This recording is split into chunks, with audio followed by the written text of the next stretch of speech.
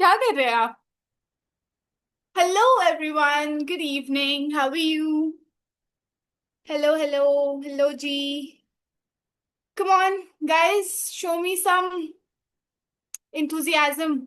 Show me guys that you're excited to learn history. Yes. Hello, hello, hello, hello.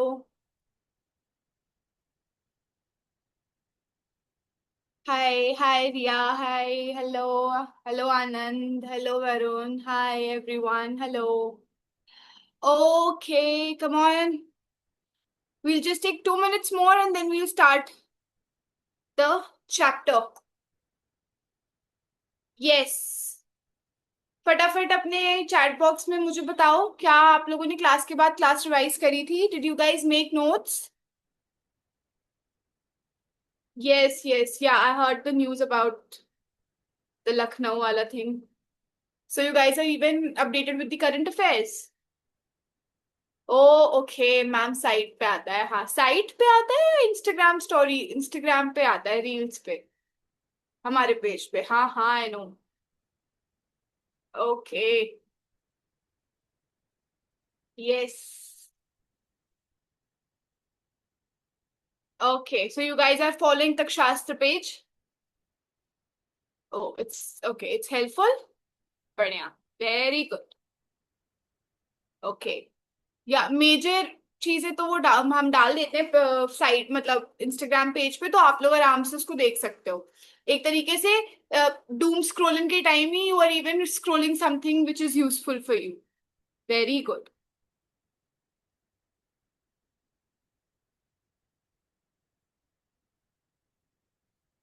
Yes, तो start करते हैं हम.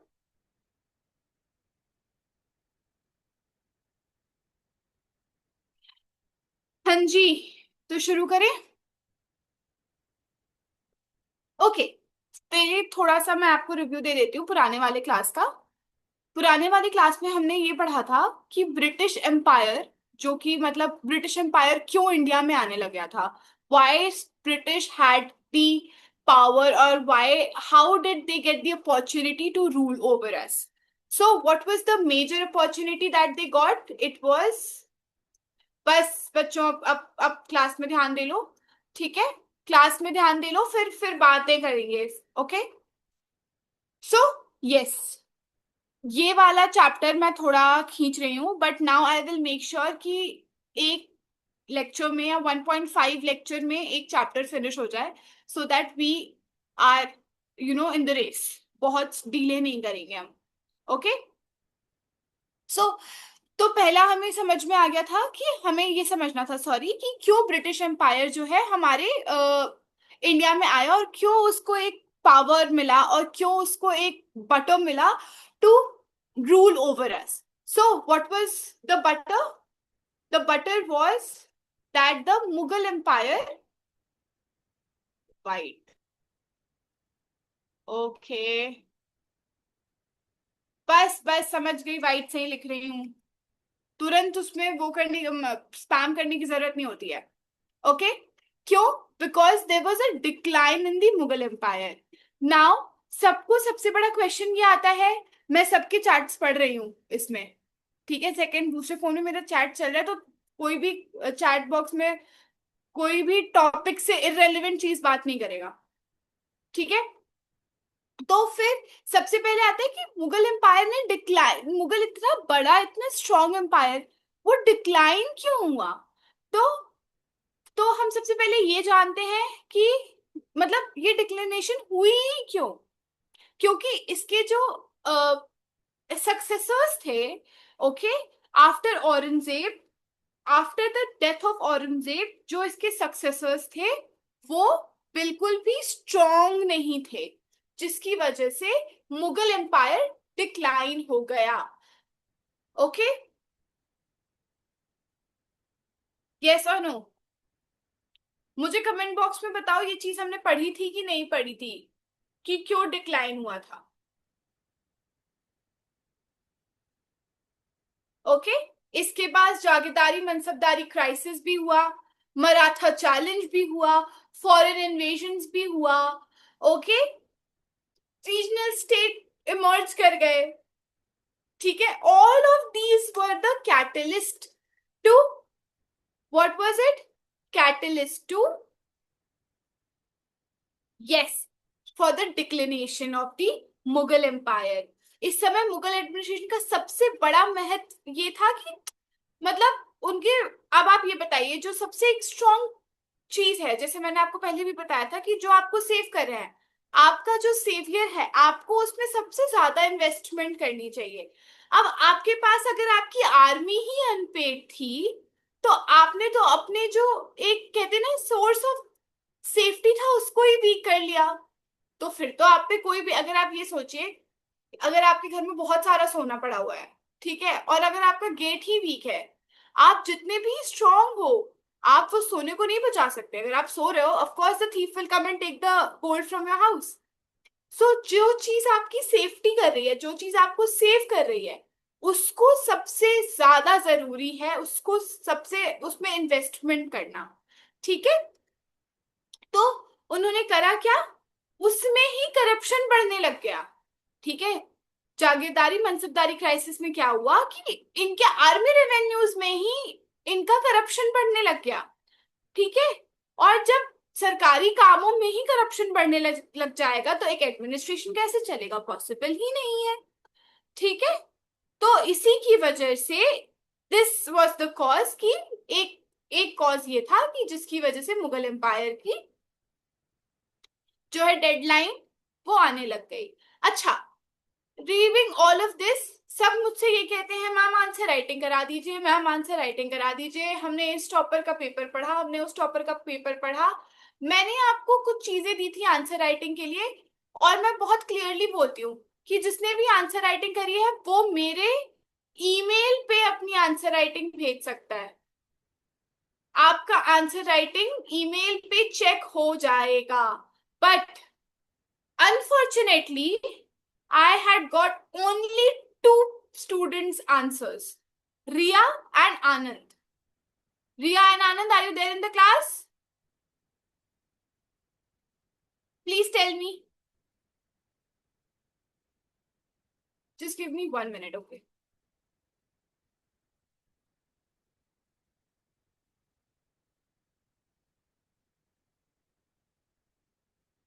Yes, Ria and Anand, are you there in the class? Please, everyone in the chat box, I want you to clap for Ria and Anand. Why do I have only two people जो कि सही से, जो क्या बोलते हैं कि पढ़ रहे हैं, क्या सिर्फ उन्हें ही यूपीएससी निकालना है? मेरे को बता दो, फिर मैं काम क्या करूंगी कि उन दोनों लोगों की ही क्लास लूंगी अलग से। एक Zoom meeting, I ask my team to connect with, एक जूम मीटिंग सिर्फ उन्हीं लोगों के लिए लगा दे, क्योंकि बाकियों को तो पढ़ने में कोई इंटरेस्ट मुझे लग नहीं रहा है, क्योंकि चैट बॉक्स में भी मैं सिर्फ बकवास ही देख रही हूँ। एक भी बार आपको तो तुरंत स्टार्ट कर देना चाहिए कि मैम हमने ये पढ़ा था, मैम हमने वो पढ़ा था। मुझे तो लग ही नहीं रहा कि मैंने कुछ पढ़ाया है आप लोगों को।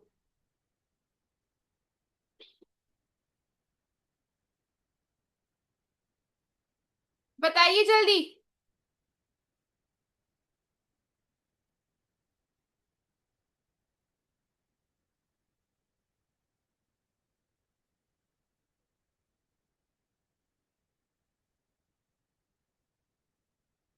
फटाफट बताइए आप लोग, क्या चल रहा है।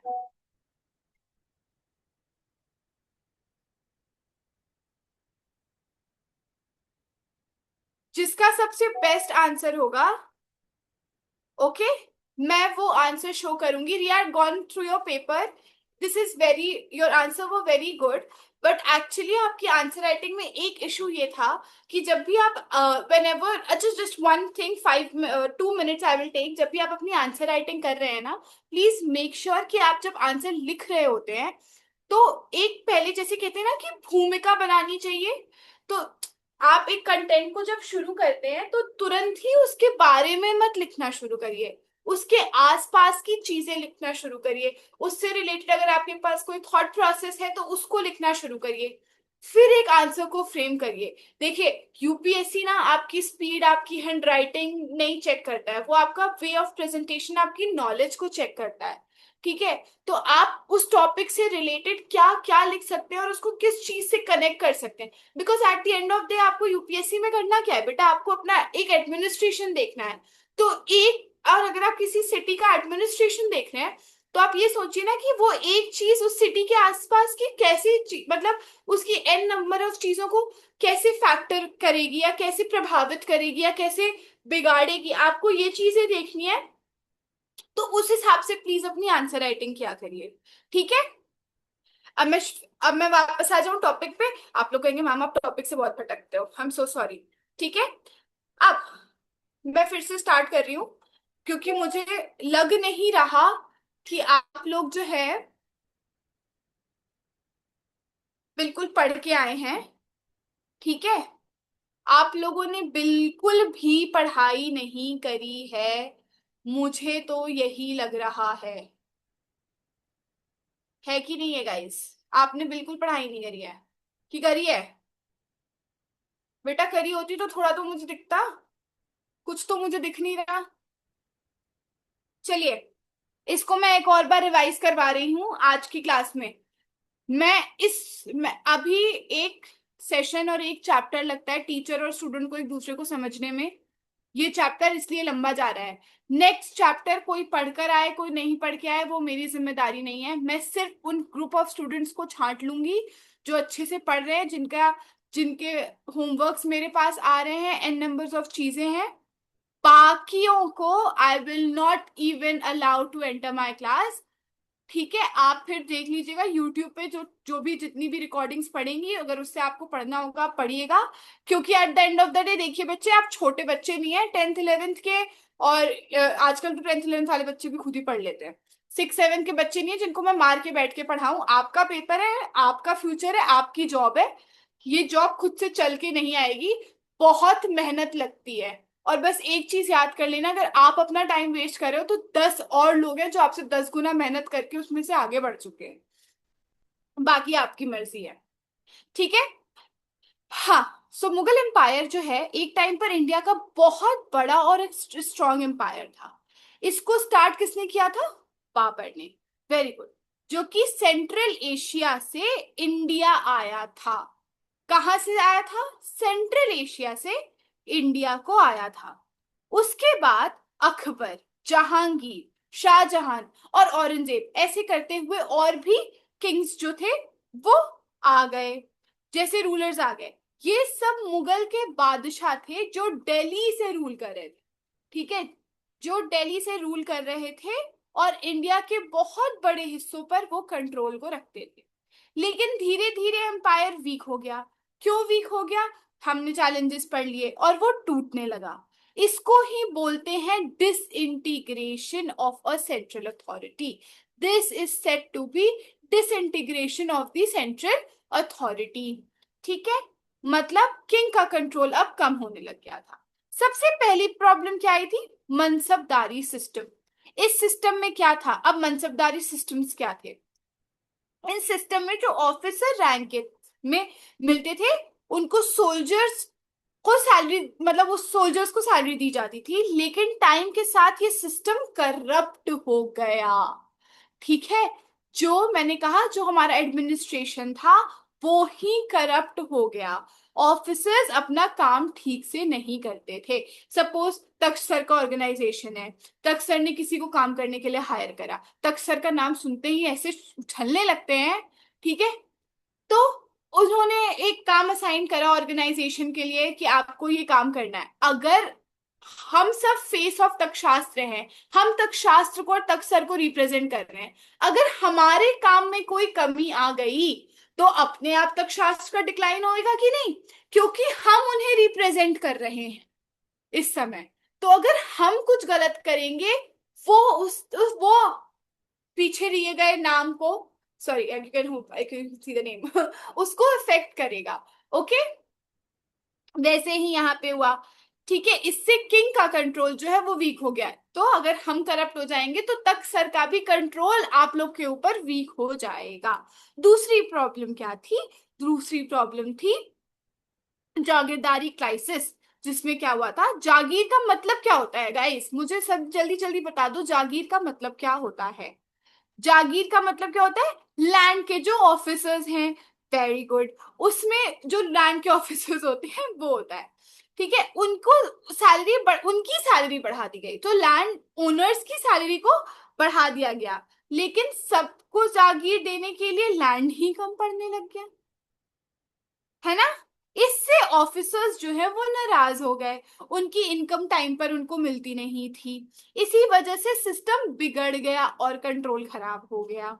ठीक है। अब औरंगजेब के टाइम पे क्या हुआ? ये बहुत एक लंबी वॉर थी उनकी, स्पेशली साउथ एरिया में। वो दिल्ली से रूल करते थे, लेकिन जितने सारे वॉर्स की वजह से एम्पायर का पैसा, आर्मी दोनों ही वीक हो गए। अब आप ये बताइए, अगर आप एक लड़ाई में ही पैसा लगाते रह जाएं, लोगों के वेलफेयर में ही पैसा नहीं लगाएं, जैसे कि अब आप देख सकते हैं ट्रम्प।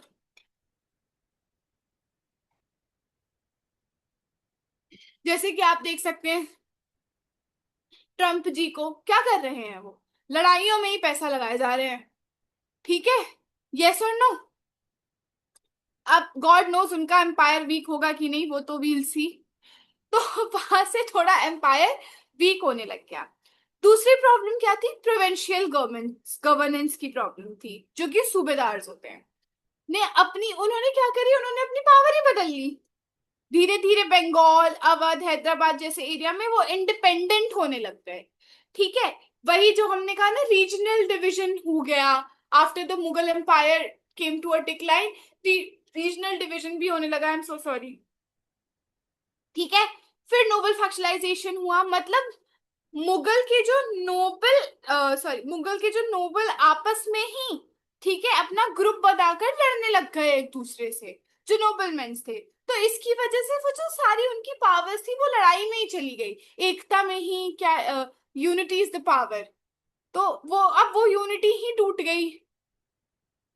एकता में ही बल है। हाँ, वेरी गुड रिया। मतलब मेरी क्लास में सिर्फ रिया ही पढ़ती है। ठीक है। Very good. I am very very proud of you Riya. Anyway, okay. तो एकता में ही बल होता है, लेकिन यहाँ पे तो एकता ही टूट गई इनकी। इन्होंने अपनी एकता ही छोड़ दी। तो एकता को ढूंढ नहीं पाए ना ये लोग। तो ये हमारी क्लास में कोई एकता है? We have an Ekta, but we have Ekta. Okay. Where were you Ekta? I could not see your name. Okay. So हमारी क्लास में भी एक एकता है। तो ये हुआ, ये वहां से उनकी एकता ही टूटने लग गई। अब सिंपल वर्ड्स में देखा जाए तो इस पूरे उसमें क्या हुआ? मनसबदारी सिस्टम वीक हो गया, करप्शन आ गया, जागीरदारी क्राइसिस, लैंड और सैलरी प्रॉब्लम हुई, गवर्नर्स जो है वो इंडिपेंडेंट हो गए, नोबल आपस में ही लड़ने लग गए, आर्मी वीक हो गई, और नफरत एक दूसरे को लेकर बढ़ने लगी। अब मैं आपको एक, ये जो पॉइंटर्स हैं, मैं इसको लिख दे रही हूँ आपके नोट्स में। मुगल एम्पायर के डिक्लाइन के उसमें सिर्फ ये कीवर्ड्स होने चाहिए, पूरी गाथा गाथा जिसे कहते हैं वो नहीं होनी चाहिए। ठीक है। और मेरी हैंडराइटिंग को कोई कुछ नहीं कहेगा। I am telling this very simply.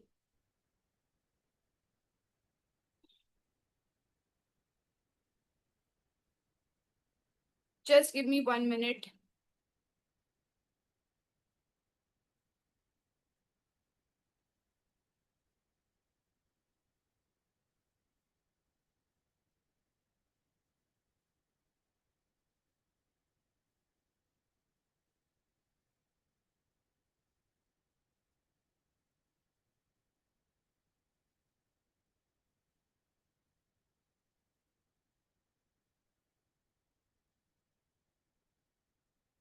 Okay. हाँ, मैं इस क्लास के बाद ना एक बार आपको इसके जस्ट बाद आंसर राइटिंग भी करती हूँ।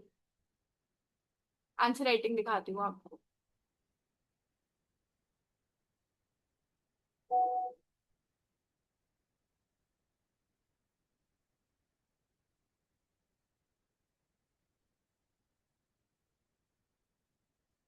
ठीक है, फटाफट लिख लो। मैंने ही नहीं लिखा। मतलब आप लोग क्या छोटे बच्चे हैं, वेट कर रहे थे, खुद से नहीं लिख सकते थे, सॉरी। मनसबदारी सिस्टम में क्या हुआ? वीक हो गया, और करप्शन बढ़ने लगा। I have a good hand writing guys. Okay. क्या आप लोग चाहते हैं? क्या इसके बाद क्या हुआ? जागीरदारी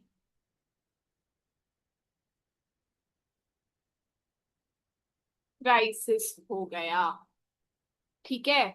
इसमें क्या था? लैंड और सैलरी दोनों कम होने लगी।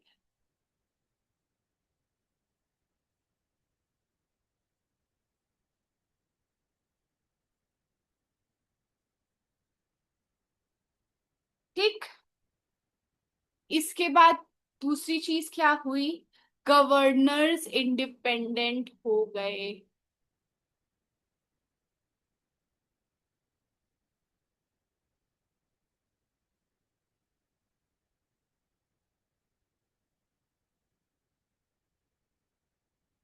मैं दिखाऊंगी अभी। आई गेस रिया का ही है, उसने मुझे बहुत सुंदर से लिख के भेजा है। रिया, मैं अभी आपकी आंसर खोलूंगी इस पे, ठीक है? नोबल्स आपस में लड़ने लगे। आपस में लड़ने लगे। इसके बाद आर्मी वीक हो गई।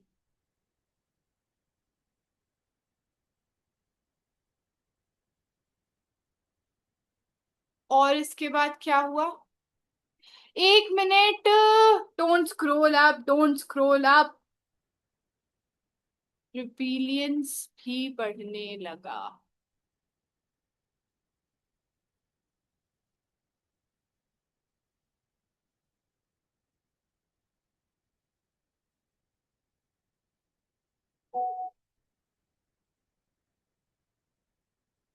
ओके। Please write down प्रॉperly।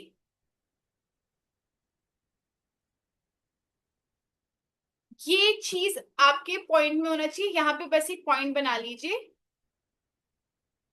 पहला एक उसमें लिखिए, reason of British rule in India.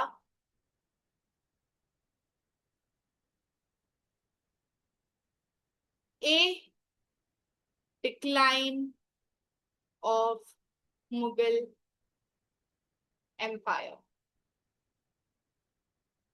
ये करोगे आप। इसके बाद ये ए पॉइंटर है, ए पॉइंटर्स के सब पॉइंटर्स हैं ये। ऐसे बनता है बेटे नोट्स। समझे कि नहीं समझे? ऐसे बनता है नोट्स। ओके।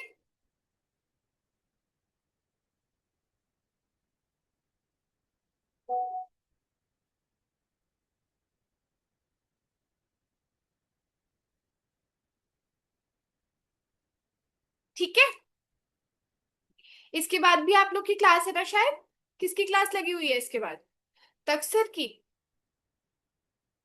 ठीक है, ठीक है। हाँ हाँ, मैं तकसर से बात कर लूंगी अगर मेरी क्लास लेट हो गई। We teachers are in coordination with each other, don't worry. Okay. We teachers are in coordination with each other, don't worry, don't worry. तकसर का ही फोन है मेरे पास भी।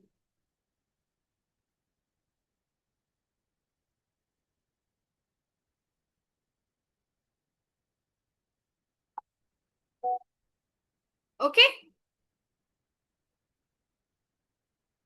सब तकसर के चहीते हैं बिल्कुल। तकसर, now I'm getting jealous. Now I am getting very jealous. Okay, let's start the new one. Disintegration of central authority. Why Mughal state lost control over India? What happened? सबसे पहले समझते हैं कि सेंट्रल अथॉरिटी का मतलब क्या होता है। ये आप जो वर्ड देख रहे हैं, सेंट्रल अथॉरिटी, क्या कोई मुझे बता सकता है? प्लीज चैट बॉक्स में, I would please request anyone to tell me the meaning of the central authority. I have I had a word with sir. He will wait for you guys. Don't worry. Please take the class. बाकी तकसर की class है, तकसर की class है, कोई भी spam नहीं करेगा। मेरी क्लास ध्यान से नहीं लोगे तो तकसर भी नहीं पढ़ाएंगे, ठीक है? ओके, सेंट्रल अथॉरिटी क्या हुआ? व्हाट इज सेंट्रल अथॉरिटी का आंसर दीजिए। तकसर है सेंट्रल अथॉरिटी आपके। सो सेंट्रल अथॉरिटी का मतलब है एक स्ट्रॉन्ग रूलर और एक स्ट्रॉन्ग सेंट्रल गवर्नमेंट जो पूरे एम्पायर को कंट्रोल कर सके, ठीक है? जैसे आपके एसोसिएशन, आपकी कोचिंग का, आपके और आपका ही ऑर्गेनाइजेशन है, आपके ऑर्गेनाइजेशन का डायरेक्टर, फाउंडर्स कह सकते हैं, जो कि आपकी पूरी सिचुएशन को, आपके पूरे ऑर्गेनाइजेशन को कंट्रोल करते हैं। उन्हें हम क्या कहते हैं? एक सेंट्रल गवर्नमेंट। जब तक मुगल एम्परर्स पावरफुल थे, पूरा एम्पायर एक कमांड पर चलता था। लेकिन जैसे ही स्ट्रॉन्ग रूलर्स खत्म हो गए, दिल्ली की पावर धीरे धीरे टूटने लगी। इसी प्रोसेस को डिसइंटीग्रेशन ऑफ सेंट्रल अथॉरिटी कहते हैं। क्या कहते हैं इसी पावर को डिसइंटीग्रेशन ऑफ सेंट्रल अथॉरिटी कहते हैं। डिसइंटीग्रेशन का मतलब, आपको इंटीग्रेशन का मतलब पता है, ठीक है? छोटे छोटे छोटे पार्ट जब मिलकर एक बड़ा पार्ट बनाते हैं ना, उसको इंटीग्रेशन कहते हैं। मैथ्स में आप पढ़ते हो इंटीग्रेशन। डिस मतलब वो इंटीग्रेशन नहीं होना, तो मस का क्या मतलब है? उन छोटे पार्टों का टूटना, उसे कहेंगे हम डिसइंटीग्रेशन, ठीक है? अब मैं इसका एक्सप्लेनेशन शुरू करती हूँ। इसकी शुरुआत कैसे हुई? अब एक कहानी सुना रही हूँ, पहले मेरी कहानी सुनिएगा, ठीक है? इसकी शुरुआत कैसे हुई? औरंगजेब की डेथ के बाद। कब हुआ था औरंगजेब का डेथ? 1707 में। ये याद कर लीजिए डेट। 1707 में औरंगजेब की डेथ हुई। औरंगजेब मुगल एम्पायर का लास्ट पावरफुल एम्परर माना जाता था। उसे लगभग 50 साल, उसने 50 years, he ruled for how many years? He ruled for 50 years.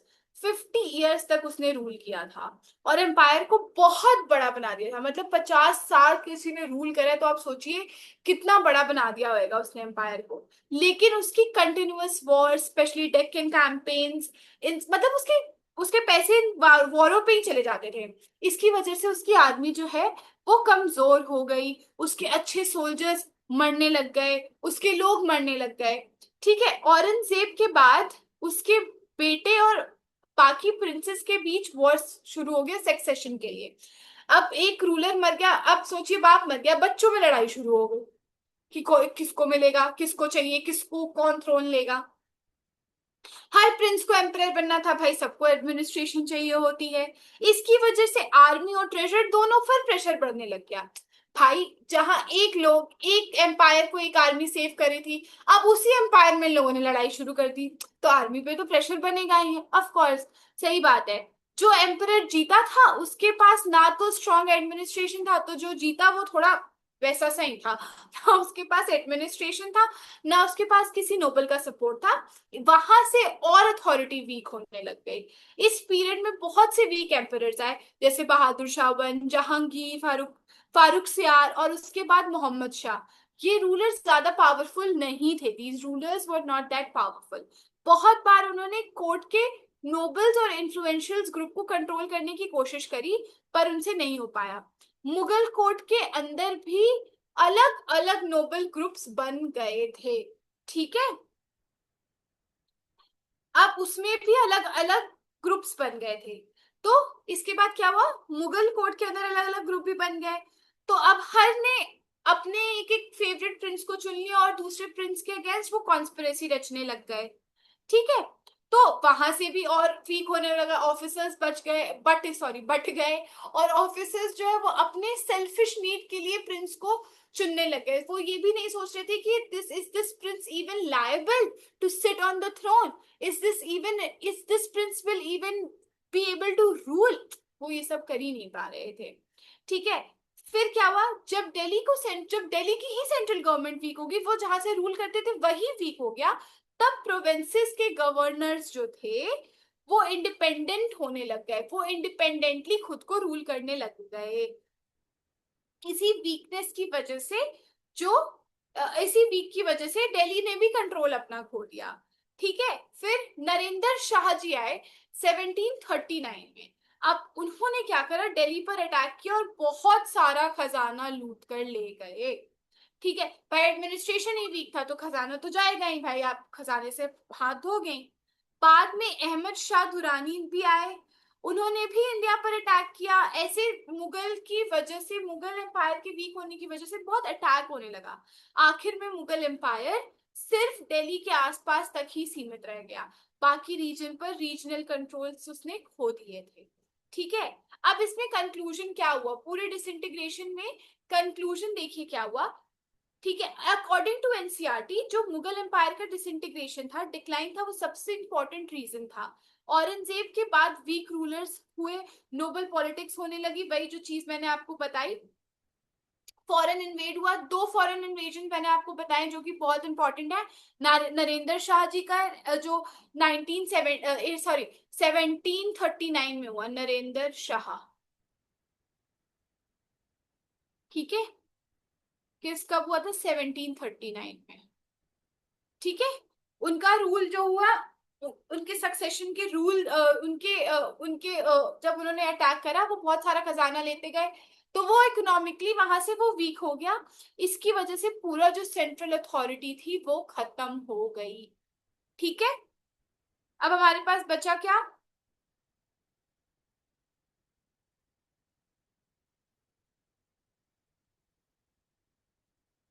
अब हमारे पास बचा है rise in regional state and decline of the Mughal empire. ठीक है, एक दो तीन चार पांच, ओके। इसके बाद आपकी मैं 5 मिनट में इसको खत्म करने की कोशिश करती हूँ। ठीक है, राइजिंग स्ट्रिक, फिर आप लोग जा सकते हैं सर की क्लास के लिए, मैं 5 मिनट सर से एक्स्ट्रा ले लूंगी। सबसे मैं फटाफट इसको पढ़ा रही हूँ, आप इसको समझिएगा। ठीक है। अब क्या है, सबसे पहले समझते हैं कि रीजनल स्टेट्स होते क्या है। रीजनल स्टेट्स का मतलब ही है वो स्टेट्स या वो किंगडम जो किसी एक रीजन में अपनी इंडिपेंडेंस चला रहे हो। ठीक है, उन्हें ही बोलते हैं इंडिपेंडेंट स्टेट। जब मुगल एम्पायर टूट गया तो क्या हुआ कि इंडिया का जब सेंट्रल गवर्नमेंट, जब सेंट्रल दिल्ली पे उनकी पावर वीक हो गई, उन्होंने रीजन्स बना लिए, अपने छोटे छोटे छोटे छोटे रीजन्स बना लिए। ठीक है, तो वहां से वो इंडिपेंडेंटली रूल रूल करने लग गए। वो ही था रीजनल स्टेट का ब्रेकडाउन। जैसे मैंने आपको बताया जो था ना कि जब नोबल्स ने क्या करा, जिस रीजन में वो नोबल्स थे वहां पे वो अपना कॉज अपने आर्मी को बनाने लग गए, वहां पे वो अपने थॉट प्रोसेस से वर्क करने लग गए। अब वो स्टेट्स क्या थे, अवध जो स्टैब्लिश हुआ था 1722 में। हैदराबाद किसने स्टैब्लिश करा था, सादत खान जी ने करा था। फिर हैदराबाद हुआ जिसको निजाम उल मुल्क असफ शाह जहां जी ने करा था 1724। Sorry for the wrong pronunciation. Sir की क्लास है, आप लोग को मुझे भेजना है, इसकी वजह से मैं फटाफट ये चीज खत्म कर रही हूँ। ठीक है, डोंट वरी, इसको मैं कल एक बार रिवीजन में लूंगी तो आप परेशान मत होइएगा। फिर मैसूर बन गया, वो हुआ था Wodeyars and later strengthened by Hyder Ali ji and Tipu Sultan ji. ठीक है। एंड नेक्स्ट बंगाल बना, पंजाब बना, जाट एंड रोहिला स्टेट्स बने। अब बंगाल किस में बना, 1717 में। ठीक है, अंडर मुर्शिद। अब आप ये देखिए 1702, अगर अब आप किसी भी चीज, अब आप देखिए डेट्स को आपको याद करने की जरूरत नहीं है, आपने मेजर डेट याद कर ली कि 1702 में we lost Aurangzeb, we not that time people had lost Aurangzeb. ये जितनी भी चीजें होंगी उसके बाद ही होंगी, तो 17 तो पक्का है। बस यही दो तो थोड़ा रिमाइंड करना है, बार बार पढ़ते रहोगे तो वो भी आ जाएगा। ठीक है। ये बन था under Murshid Quli Khan ji. It became the richest and the most prosperous provision. Punjab सिखों ने बनाया था पंजाब। ठीक है। Under Jats, under the Churaman and Suraj Mal and Rohillas in Rohilkhand asserted these independent. फिर इतनी स्टेट्स के बारे में बताया। अब इसका इम्पैक्ट क्या है, वीकनिंग ऑफ मुगल एम्पायर हुआ, पॉलिटिकल फ्रेगमेंटेशन हुआ और राइज ऑफ ऑटोनोमस स्टेट्स हो गया। तो आप ये देखिए कि एकता तो रही नहीं, एक ही जगह में इतनी ज्यादा, मतलब इसी जगह में 3 स्टेट्स बन गए।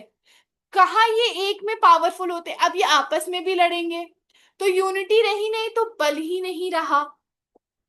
समझे आपकी नहीं समझे।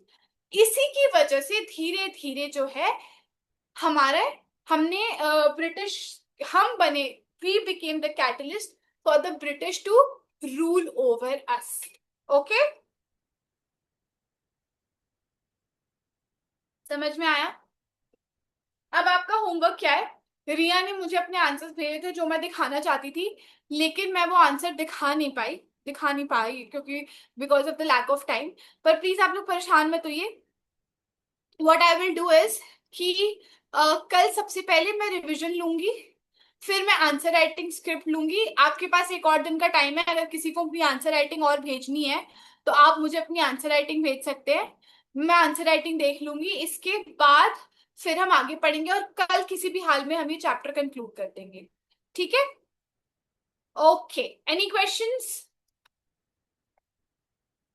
आह, या करंट अफेयर्स, करंट अफेयर्स के बारे में मैंने स्टार्टिंग में क्लास में बात करी है बेटा।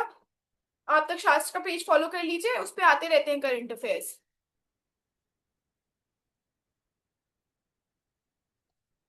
इतना पढ़ ले मैम, बस अब मैं क्या ही बोलूं, इतना तो कभी ही काफी नहीं होता है।